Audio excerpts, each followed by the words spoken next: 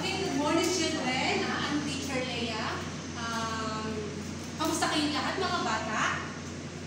Okay, good. Mabuti. Okay, so bago tayo magsimula ng ating activity, tayo muna ay umawit ng isang pagpaganang awitin. Okay, so let's stand up. So let's say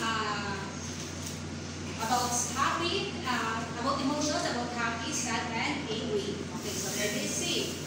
Can you make a happy face, happy face, happy face? Can you make a happy face, oh my children? Okay, how about sad face? Can you make a sad face, sad face, sad face? Can you make a sad face, oh my children? Or how about angry face? Okay, let me see your angry face.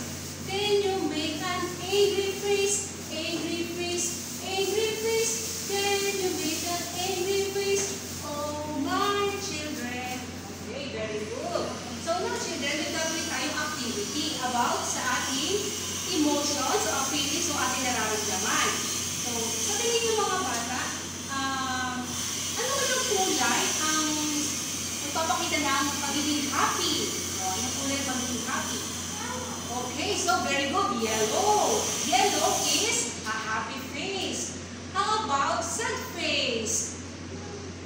Blue. Okay, very good. Blue is a sad face. Sa ibang tao ay pwede silang maging sad face ang color blue. How about angry face?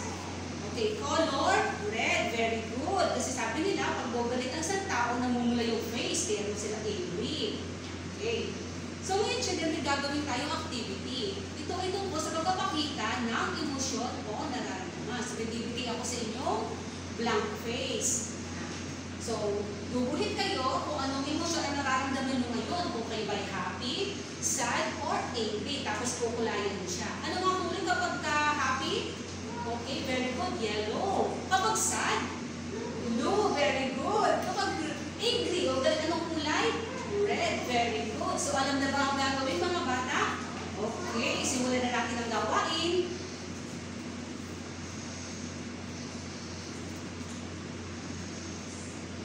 Okay, tapos na ba kayo mga bata?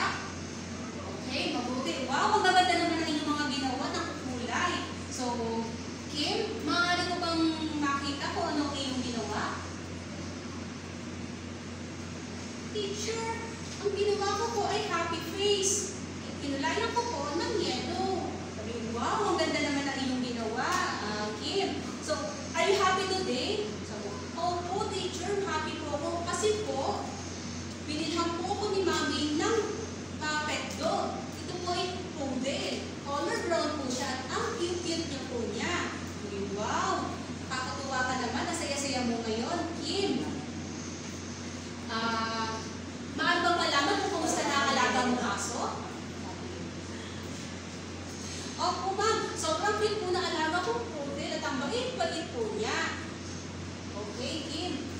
Aalagaan mo mabuti ang iyong alagang aso, ha? Papakainin mo, papainin, at syempre, lalaroin mo din.